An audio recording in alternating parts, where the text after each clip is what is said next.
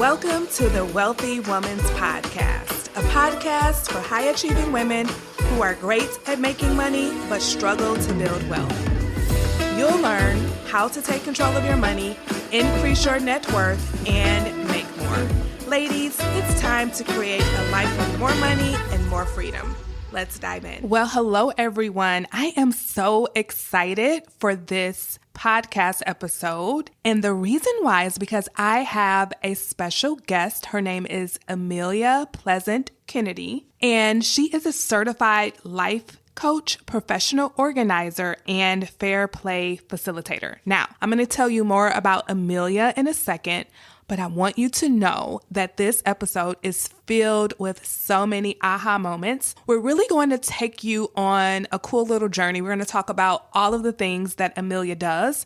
And we're also going to talk about how clutter and building wealth intersect. So you'll be surprised at all of the things we're going to connect when Amelia and I have this conversation that I'm going to be sharing with you all today. I mentioned a few episodes back now that I wanted to start bringing you more guests, people that I trust, people that I think you can learn from. And so every now and then you're going to hear from other coaches, other people who have expertise that I think you all can benefit from. I know for sure that clutter and spending, especially overspending, they go hand in hand. When someone has a lot of clutter in their lives, a lot of times we'll also notice that they have a lot of overspending tendencies. And if you can fix one or the other first, all you need to do is work on one, either the overspending or the clutter, and then you'll fix both problems. So this is going to be a great episode. Let me tell you more about Amelia. So like I said, she is a certified life coach, a professional organizer, a fair play facilitator, and the CEO of A Pleasant Solution. As a clutter coach, speaker,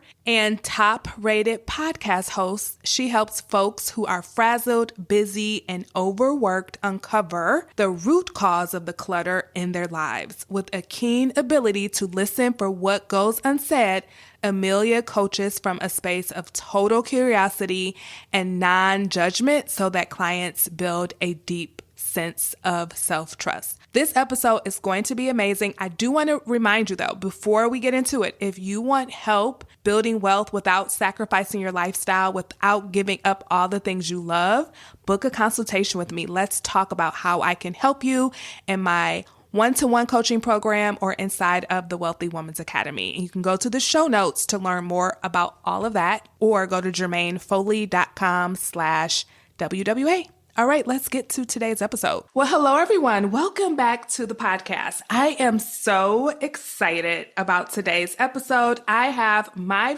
coaching colleague, Amelia Pleasant Kennedy, here with me to talk to you all about, I'm pausing for a reason, you all, clutter, household chores, and how all of that can be affecting your finances. So I'm so excited about this episode. You are going to walk away with so much knowledge, and I think you all are going to be super inspired to really start taking the organization of your life and clutter and things like that way more seriously than you currently may be doing. So without further ado, hello, Amelia. How are you?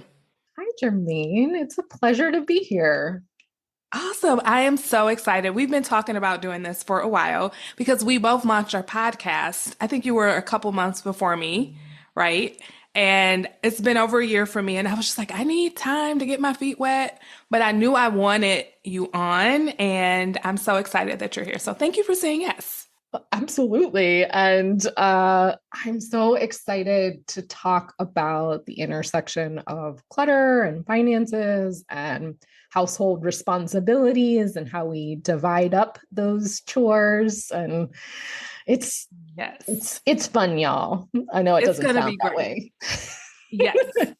Awesome. Okay. So before we get into it, can you just share a little bit about yourself and talk about what led you to becoming a professional organizer, a fair play facilitator? You got to explain what that means to my audience. And then also a certified life coach. What brought you to this work? Yes. So I was what is now called an unpaid working parent, otherwise known as a stay-at-home mother, for a dozen years before launching my business, A Pleasant Solution, in 2018. And when I decided I wanted to head back to work, everyone said, "You're so organized. This is a great place to start."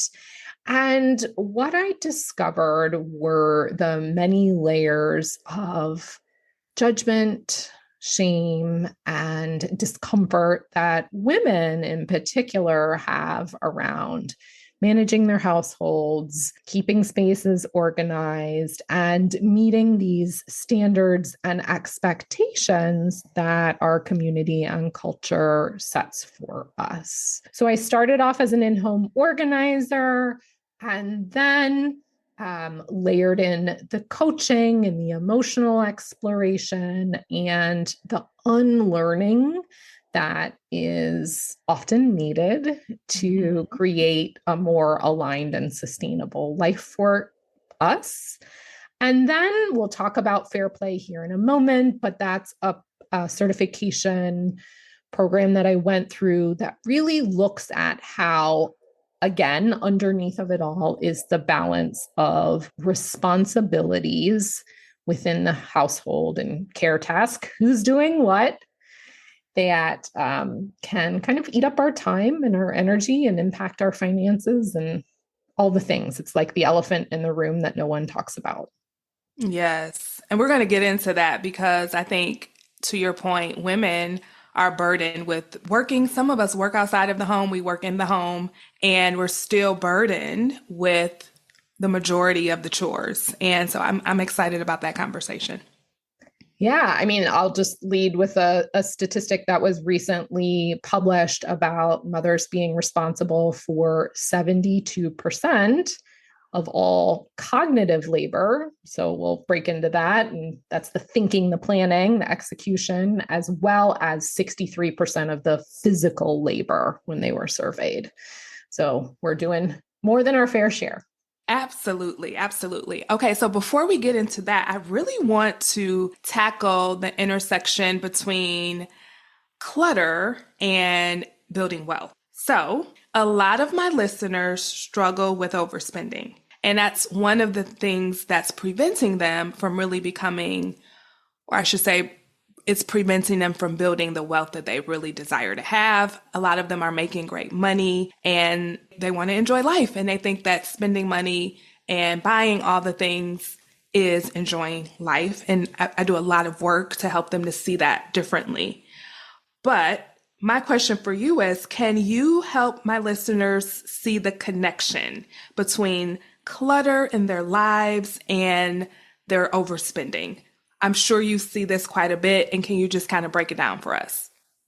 Yes. Well, what we don't often think about is how the pleasure comes from the seeking. So there's so much thrill in finding a sale, finding that item in a particular color or size that you like, or just something new coming on the market, right? That is what lights us up, and seeing it, we're ready to have it. And in today's kind of get it right away economy, it's easy to skip that internal pause before purchasing. And we forget that that's the thrill. The thrill is in the seeking, and those first couple of days or weeks when we have a new item in our possession, we're like, yes, we did it.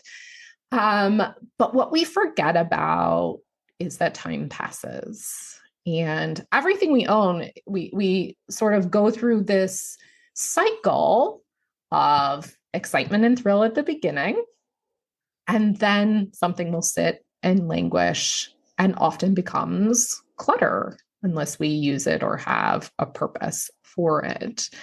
And so in the beginning, that thrill and that seeking, we're not thinking about how every item in our home is our responsibility. That one day we're also going to be responsible for the decision that's needed to let it go or pass it on. And so it's so much easier to have things coming into the home than it is going out. And of course, that's what happens with our bank account as well. The money is going out, perhaps faster than it may be coming in. And so just noticing, being aware that it's often about the thrill of the hunt or the find more than the item itself. That is so true. I can just relate to that myself. I'll give you a quick example. So there's a dress that I found and I really want it. And it's on sale, it's the end of the season. And everywhere I look, they don't have my size. And I'm just looking everywhere. I'm like, let's try Dillard's. Let's try Nordstrom. Let's try this. Let's try that. I found it on Amazon, but it was full price. And I'm like, no, no, no. And then finally, I found it on Macy's, half the price, in my size, and I got it. It was like, yes, I conquered, I won the game. So I could totally see that. And then when it came, I was like, oh, okay, it's pretty. I'm glad I have it. But like now I'm like, oh, the thrill is gone. For that. We're looking for that next dopamine hit of like, what's next? Mm-hmm. Yeah, I feel like it's definitely tied to probably our past behaviors of like hunting and gathering. Yes, that's so fascinating. That's such a good point. And in the process, what you're doing is you're depleting your savings. You're going into debt. You're not building wealth. So it can be detrimental if it's not done intentionally. And, I teach a concept to my clients that I always think you should have a pile of money that you can do whatever you want with, right?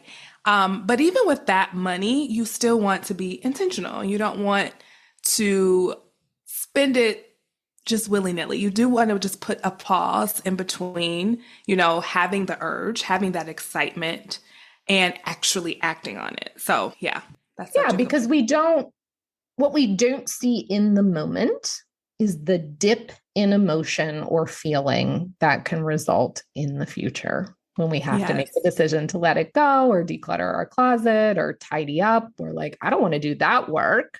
Mm-hmm. But can you talk a little bit about that? Yeah. I mean, think about it, right? We look around and we see the piles, we see the excess clothes in our closet that may no longer fit us, or styles have changed. And maintaining what you own takes time and energy. And when we grumble to ourselves about having to do those household maintenance chores, the organization, we don't immediately connect it to the purchasing we did in the past, or accepting something for free at an event, or just letting the kids bring all the things into the house. So what I want to offer to listeners is something you can practice is having kind of a force field mindset at your door of saying, like, what am I actually allowing into my home and my space, knowing that it's going to contribute to the amount of things you need to clean and tidy later on, and making sure that it's really, really worth it. Yeah. And I can imagine in your work that you work or coach people who are having a hard time letting things go. Yes, absolutely. Absolutely. Because we're attached to our belongings because of the stories that they tell, the memories that they bring up for ourselves. We think that an item is useful or necessary. And then there's this element of what our belongings communicate to others, right? What kind of car we drive, what kind of handbag we carry, what kind of dress that we're wearing. It communicates a level of status or storytelling to others. And there's that need to always kind of show up and show out. And that can contribute to the overspending as well. And the hesitation to let go, because I put dollars towards this beautiful handbag, I just don't use it or wear it anymore. Yeah, for sure. I can totally see how that status plays a part, where it's just like you're doing it, sometimes you're not even doing it for yourself. You're doing it so that others can think of you a certain way.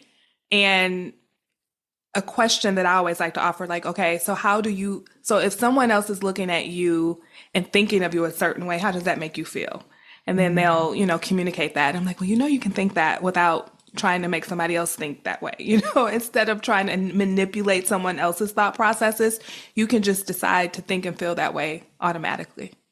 Yeah. And it really hits home when it comes time to declutter your closet or your office or your pantry and saying, well, I spent so much on this, that those stories are intertwined and that image is intertwined as well. So we need to kind of make peace with that and build our reflection later on when we're going back out to seek and hunt and purchase again. Yeah. So how do you help your clients overcome the emotional attachments to their belongings? Like, do you have a specific strategy that you use or tool that you use? Yeah, it's a lot about awareness and making space for those stories. So what separates my coaching process from an in-home organizer, which I believe are really helpful and supportive folks, is making that space to really, if there's grief or loss involved, if there's just kind of neurodiversity in the brain, like if there's attachment, nostalgia, those layers where that it is an internal experience that's showing up and affecting your external world. Those are the clients that I work with most closely, and we spend time really making space for the stories, understanding how to build emotional resilience to improve decision making through creating filters or boundaries or a rubric for what's most important in our lives, and then that essence of deep self-trust. Understanding that your way of living inside your home is the right way, and letting that judgment and shame drop away, and trusting that you know how to manage your space and your time effectively and are in control of your space and your time. Yeah, it sounds like a very compassionate way to help people declutter and to just create space in their lives by giving them permission almost, or space to process those emotions and not making them wrong for having them. So I think that's a beautiful thing right there. Before we transition out of this topic, for someone who feels overwhelmed by the clutter in her life, what's the first step you would recommend they take in order to regain control of their physical environment? Start where you are. And it sounds kind of interesting, but start at the end, right? We often want to make a plan based on what we want our space to ultimately look like, because we have to know where we're going in an organization project in order to get there. Oftentimes, folks will go straight into their closet or straight into their pantry and start making decisions in a lengthy, like several hour experience of decluttering and organizing. And then they get further overwhelmed, exhausted from the decision making, and just give up. So I always invite folks to kind of do a little internal pre-work of understanding exactly where they're heading and breaking a project down so small that you can make that first step without too much friction, right? So decluttering your whole house is not a project. Decluttering a couple of drawers or making decisions about one pile of mail, one area of your budget, is a project in and of itself. Because oftentimes what we need to do is have a series of small wins in order to remind ourselves that we're capable of making progress. So it's bringing it back into perspective. And honestly, you can start anywhere, usually with the items that are right on your desk or right in front of you. That's so good. And I like that idea of, because I think of my closet. I wouldn't want you to go in my closet, Amelia. I just would not want you to go in there. But you just inspired me because I'm like, okay, there's this meme going around social media and it just reminds me of myself where, you get all this energy and you say, I'm going to clean out my closet and you have everything on the floor. All your shelves are bare and you're just like, oh my God, why did I even start this? So true, right? You're like, I want to go take a nap now, right? Yes. But I could just start with like one shelf in my closet. Yes. Like that. I never thought of that before. Yeah. One drawer. Or only tops or only skirts or only, you could set a limit, 10 items for today or this week. Right? So because good. When a professional organizer works with you in your space, right, that's all they're going to do. We're going to work one section, one drawer, one shelf, one pile of mail at a time. Awesome. So ladies, we can do this, okay? We can start small, and Amelia's going to tell you more about how you can connect with her if you want help with doing this. Awesome. Okay, so now let's go into another area of your expertise. You are a fair play facilitator. So can you just explain to me and the listeners what fair play is and how it works? Yes. So Fair Play is a New York Times bestselling book written by Eve Rodsky. And she recognized within her own home all the things that she was doing on a daily basis that were just kind of invisible to everyone else in her home. And she's like, why am I the only person who knows what brand of cereal we like to eat, or notice when the kids are growing out of their shoes?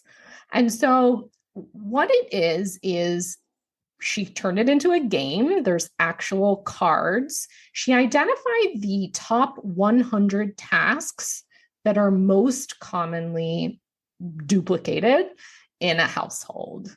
And by making what is invisible, caring for plants, caring for pets, taking out the garbage, meal planning, managing the family budget, right? She turned this into a card system where it identifies both the cognitive labor or the thinking and planning that goes into tasks, as well as the steps to execution to making it happen. Because most of us are familiar with getting things done, but what we don't account for is all of the internal energy that it takes to notice what needs to be done, to anticipate that we're going to be out of paper towels or that kids need back to school supplies.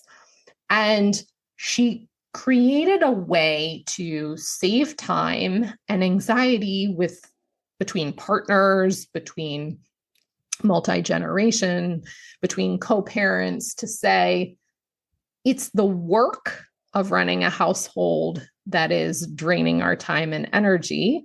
And let's find a system where we can communicate explicitly about what needs to be done in order to share the chore load more equitably amongst everyone who's there. So if you live in the household, you can contribute.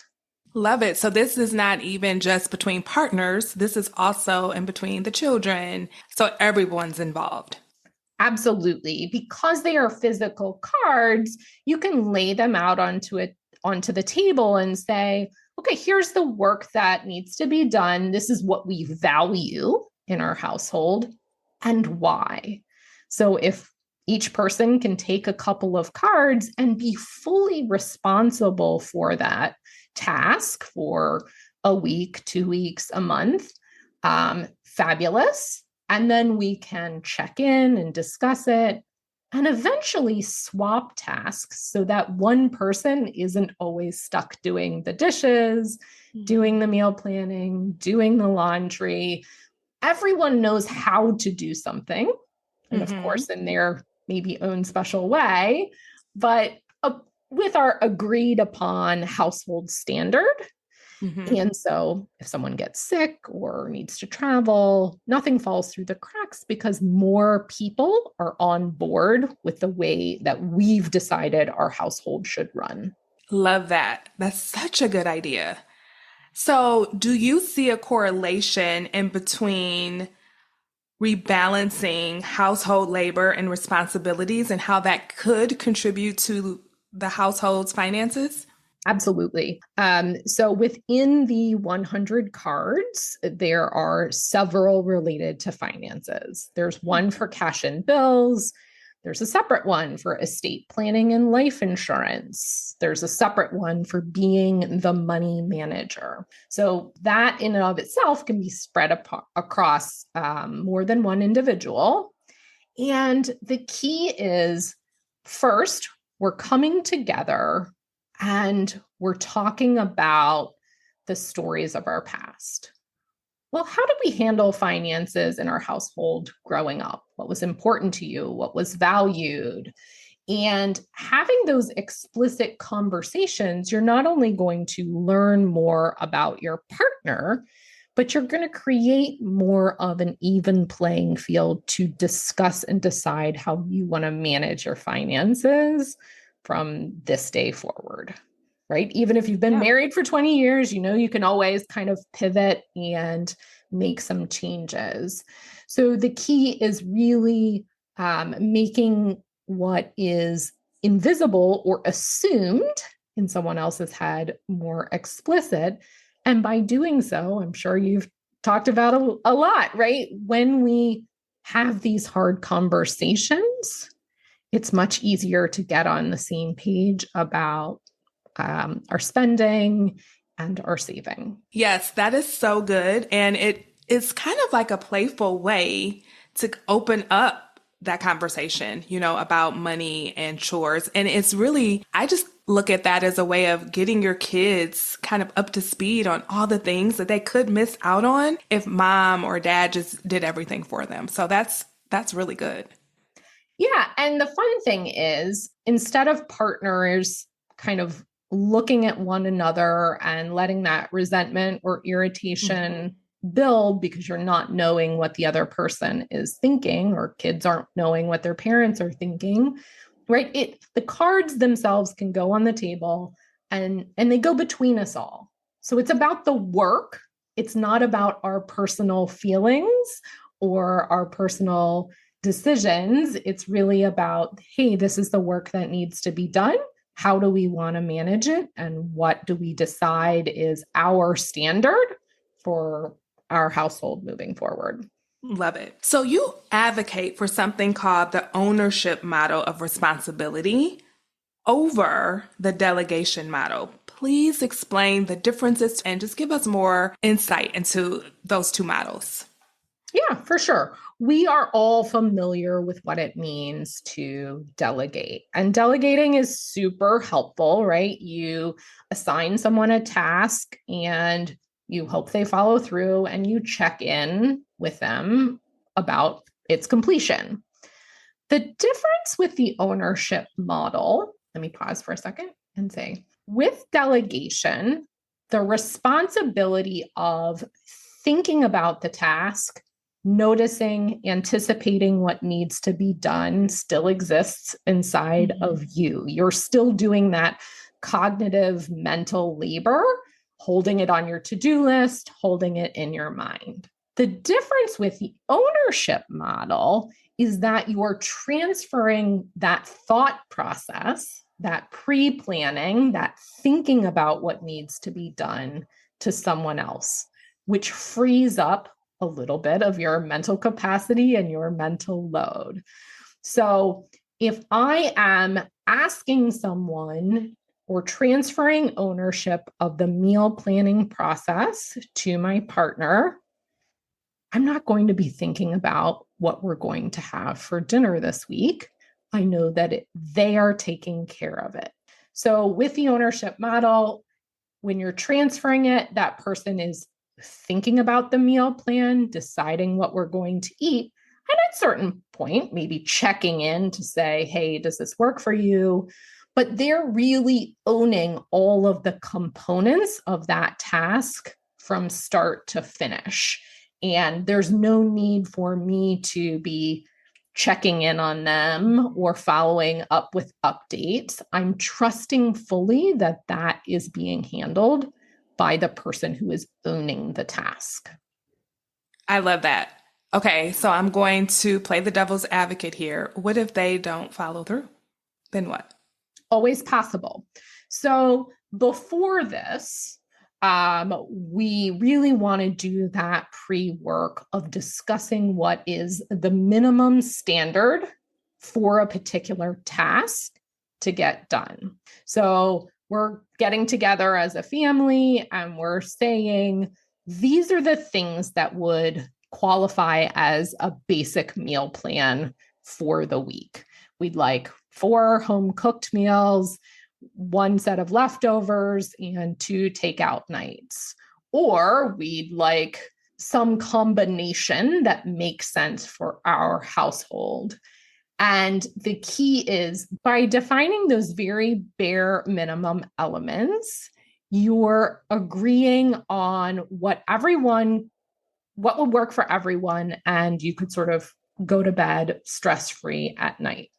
Of course, if someone doesn't follow through, there's always a space to have a conversation or check-in to trade feedback. Hey, why didn't that work for you this week? What were the elements of friction? Like, are you missing any skills? Or like, what do we need to talk about to make this easier for you to handle from beginning to end, right? There's always room for learning and growth and improvement, but by getting everyone on board, we're understanding that by transferring ownership of meal planning to you, I have more free mental space to think about the budget or other areas of our household. So there's also the element of reward, of understanding like why it's important for everyone to carry their portion of the contribution. I love it. And there's 2 things I really like about it. The first one is, you're right, with delegation, when you delegate something to someone else, you do still have that mental energy zapped from you because you're coming up with what needs to be done and how it needs to be done, and you're handing it over. And so it does still occupy a lot of your mental energy. And then I also like what you said about having that pre-conversation, that pre-meeting, so that everybody provides buy-in. Everybody knows what the expectations are.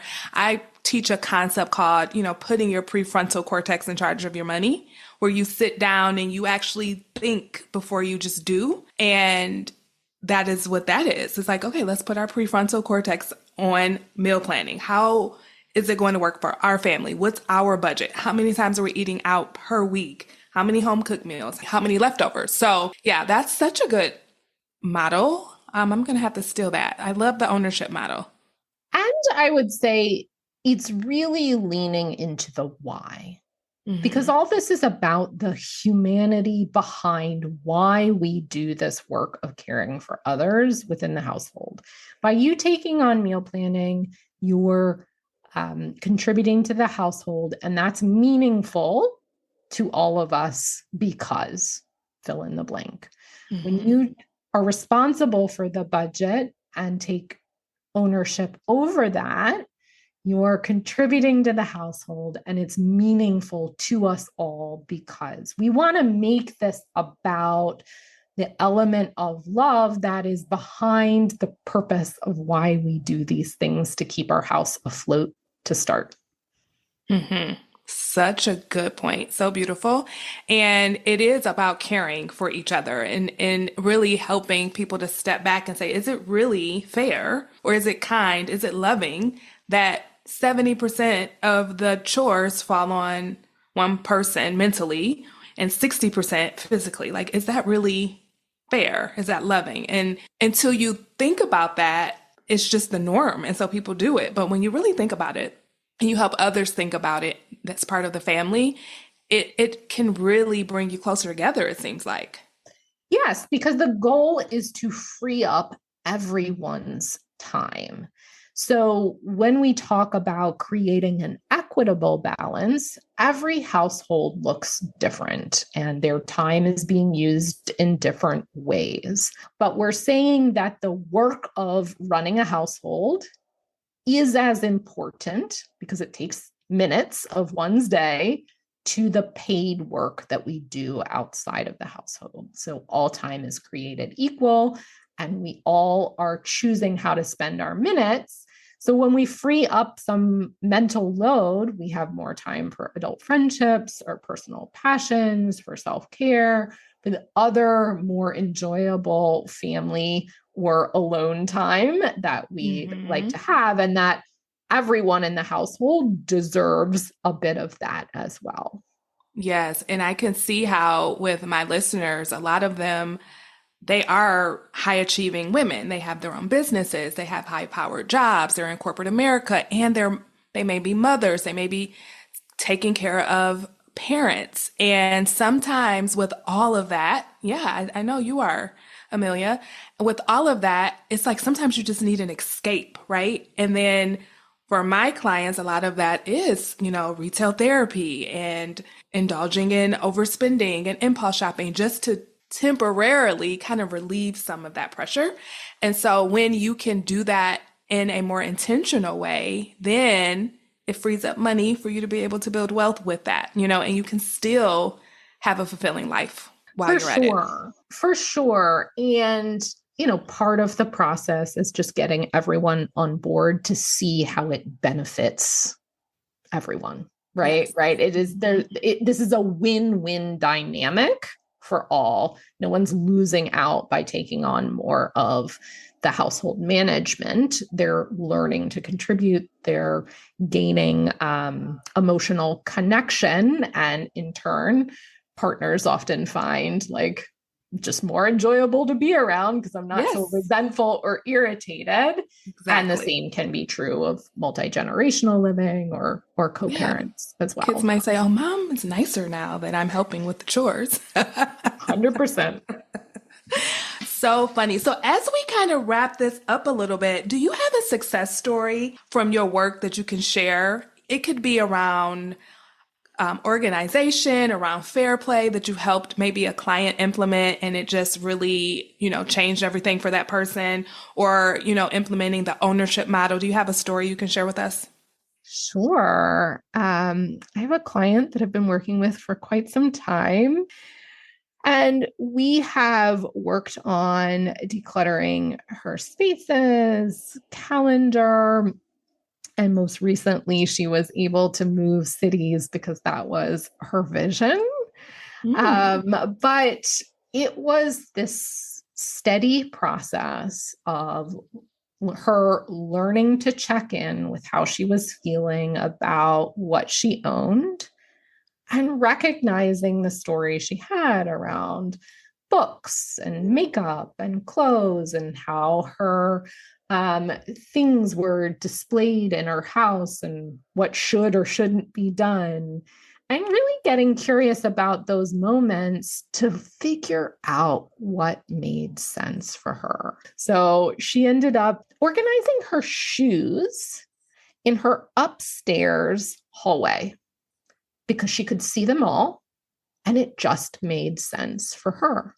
Mm-hmm. And it was this beautiful moment of, we all say the shoes should be in the closet here or there. And she was like, no, this is where I have the space for them. I love that I can see them all. I wear them because I can see them. Mm-hmm. And so there were moments where just in different areas of her home, she was able to break free of that.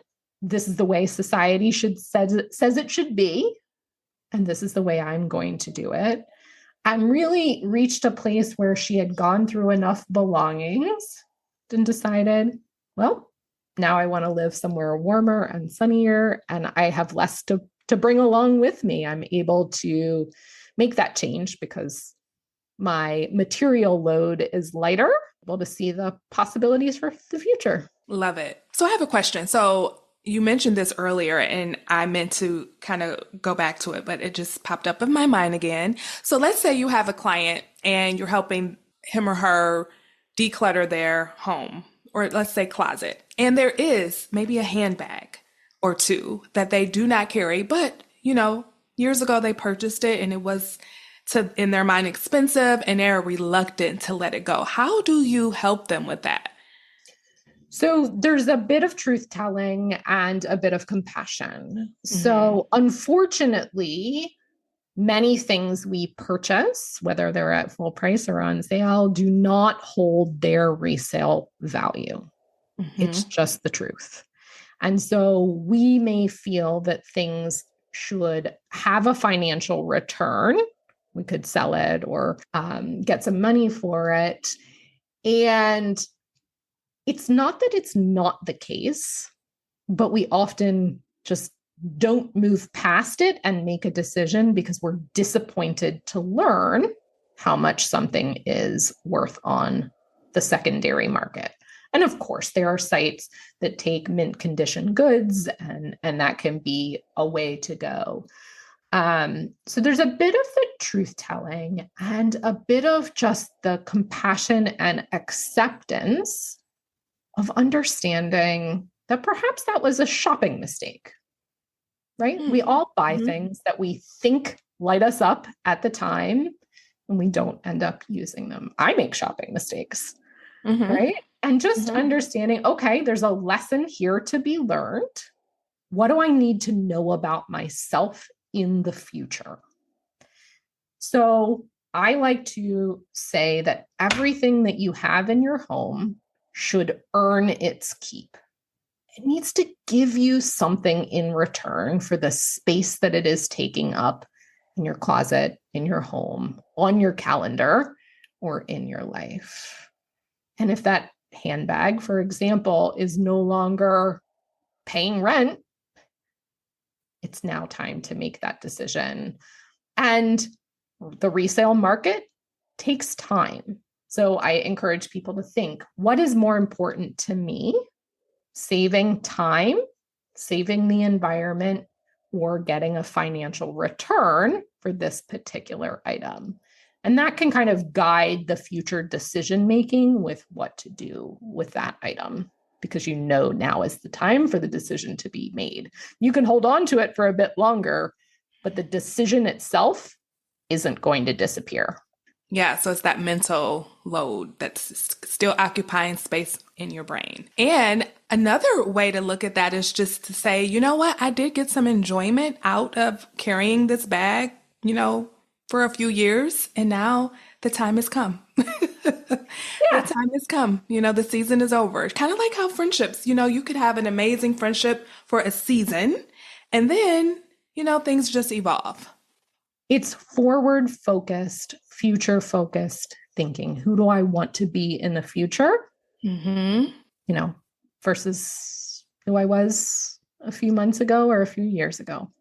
Love it. Love it. This was so good. So if my listeners are like, I got to get more of Amelia, I need her in my life, what should they do? How can they connect with you? Thank you so much for having me and encouraging this invitation. So I also host a podcast called A Pleasant Solution, Embracing an Organized Life. And I talk about why a clutter-free mindset is an essential part of a sustainable lifestyle. You can find me on all the socials, Instagram, Facebook, LinkedIn, at A Pleasant Solution. And that's my website as well. I like to keep it simple, apleasantsolution.com. Awesome. And all of Amelia's links will be in the show notes. So go ahead and connect with her. You'll love her podcast. She has a really great Instagram, and I think she is someone that you all want to follow and just get inspiration, because I do think that wealth building and living a organized life, I think they do have some similarities. And so this is a great, great collaboration. I'll be on her podcast soon. So I'm so excited that you said yes. And I hope you all have a wonderful week. See you next time. Bye-bye. Hey, before you go, if you're ready to create a life with more money and more freedom, then you're invited to join the Wealthy Woman's Academy, my signature coaching program where you'll learn how to take control of your money and build wealth without sacrificing your lifestyle. To get started, head on over to jermainefoley.com/WWA. That's Jermaine with a G. See you over there. Bye-bye.